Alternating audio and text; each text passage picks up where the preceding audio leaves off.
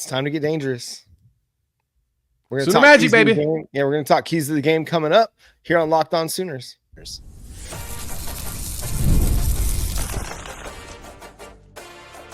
You are Locked On Sooners, your daily podcast on the Oklahoma Sooners. Part of the Locked On Podcast Network, your team every day. Again, thanks for making Locked On Sooners your first listen every single day. Shout out to all the everydayers for tuning in and subscribing to the show wherever they get their podcasts. We're free and available on every platform and on YouTube. Locked On Sooners is your team every day. Jay Smith, what is one of the offensive keys to the game for the Oklahoma Sooners? Protecting the ball.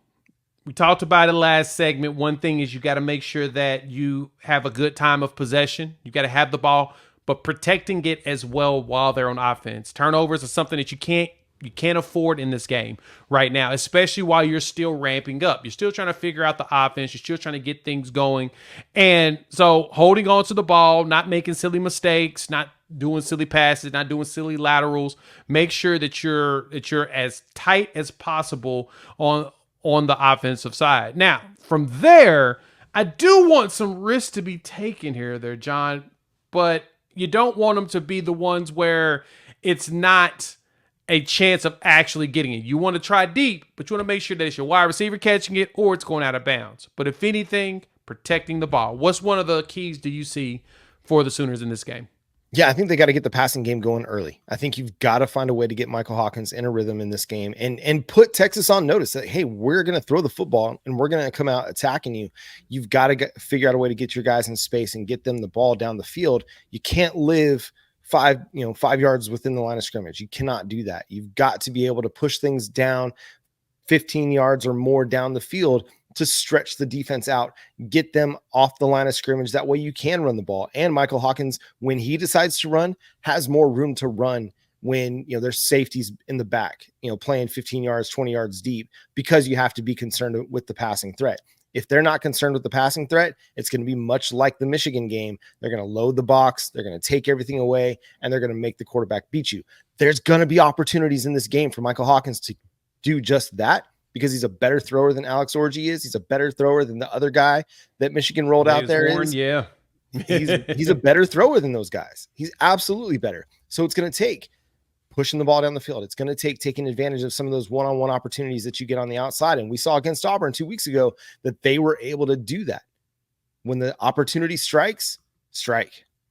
Yeah. You got to start launching it, right? And leveraging the outs. I mean, I know we do a lot of inside zone. We've got to do some more of the outside, get some sweeps. Heck, Michael Hawkins is fast enough. Give me some triple option, or give me some read option, some speed option, something to where you got him moving. If you keep the pocket moving, it makes it a lot tougher for that defensive line to really be able to settle in and win every battle, because then they're gonna have to switch it up. They don't know which direction the line may let them go past them on the left side, but turn around and immediately push them because they're speeding over to the right. So you got to do a lot of movement to make sure that the Texas defense is on its toes. I mean, the defense, they have a solid defense, but they do have spots where there's questionable play, especially in the secondary. They haven't dealt with a quarterback actually trying to gash them yet. And so this is a chance. Like you said, if we can go out there and start establishing passes early, even short passes, dumps to the running back, a little screen here, a little shallow cross, something across the middle, the mesh concept, whatever, anything to keep them moving and keep them thinking is going to be a plus in this game. And I think Michael Hawkins is the dude that can do it, especially because of the fact that when he scrambles, they got a spy. And they're going to have at least one spy on him this entire game.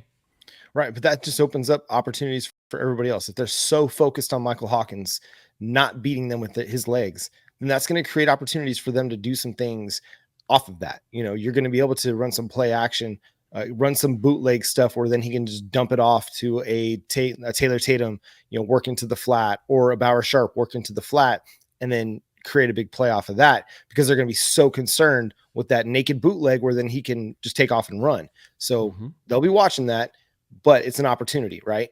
There's a counter to everything. Nothing is new really under the sun in offensive football. Whatever the defense does, the offense can figure out a way to counter that. I got to see my man Javonte Barnes average more than 4 yards per carry in this game.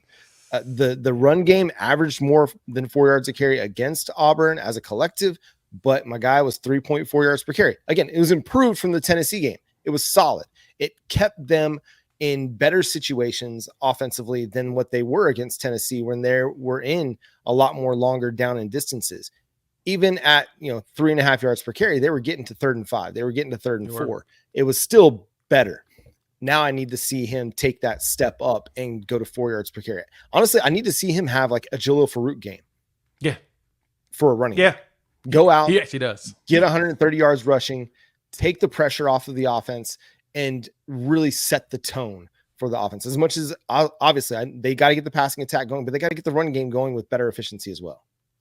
Yeah, that's going to be critical. And then I think the tight end room as well. I talked about them earlier this week. That's one room that I feel like Bauer, Sharp, Jake Roberts, hopefully Caden Helm can play at some point. I would love to see that size of a tight end get out there, especially as athletic as he is. I would love to see him get out there.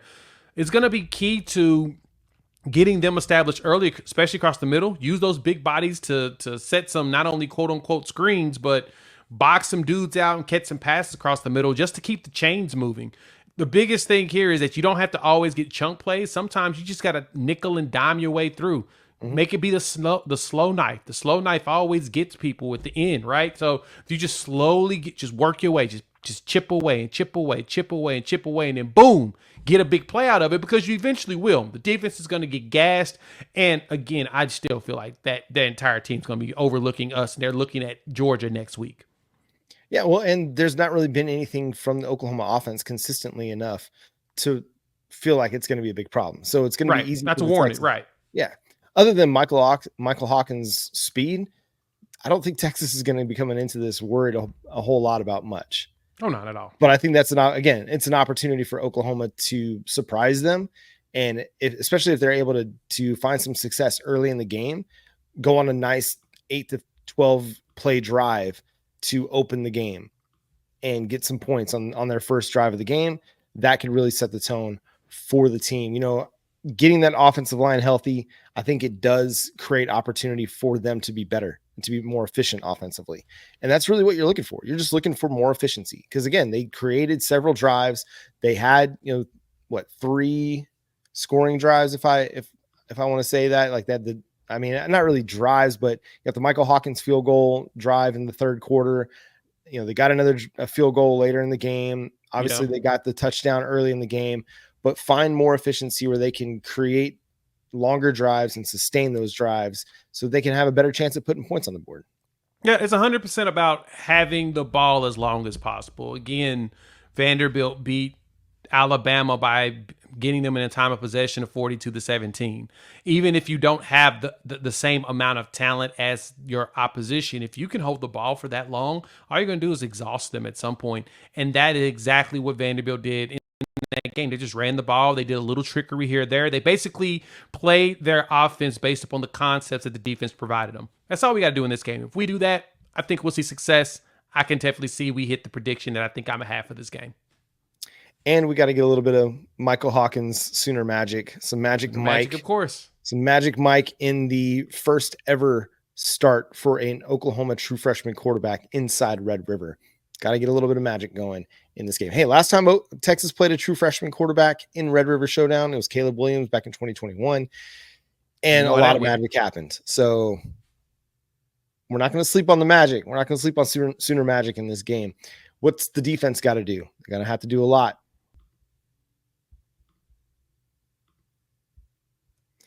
Zbiotics pre-alcohol probiotic drink is the world's first genetically engineered probiotic. It was invented by PhD scientists to tackle rough mornings after drinking. Here's how it works. When you drink, alcohol gets converted into a toxic byproduct in the gut. It's this byproduct, not dehydration, that's to blame for your rough next day.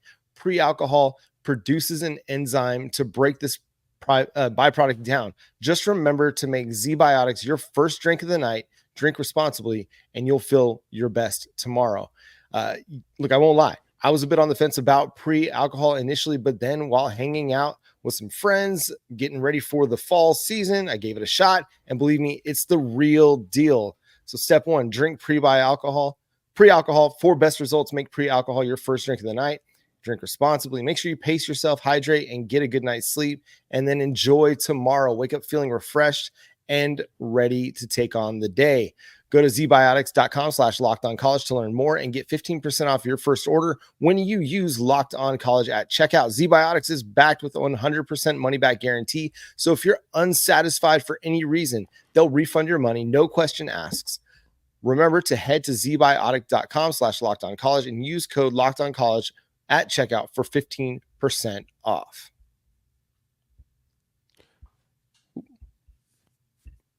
Hey, football fans.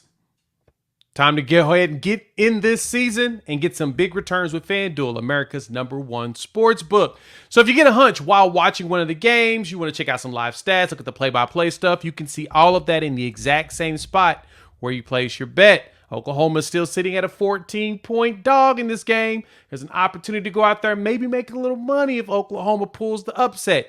And if you want to try that, you'll get started with $200 in bonus bets guaranteed when you place your first $5 bet. So go check them out over there at FanDuel.com, America's #1 sportsbook.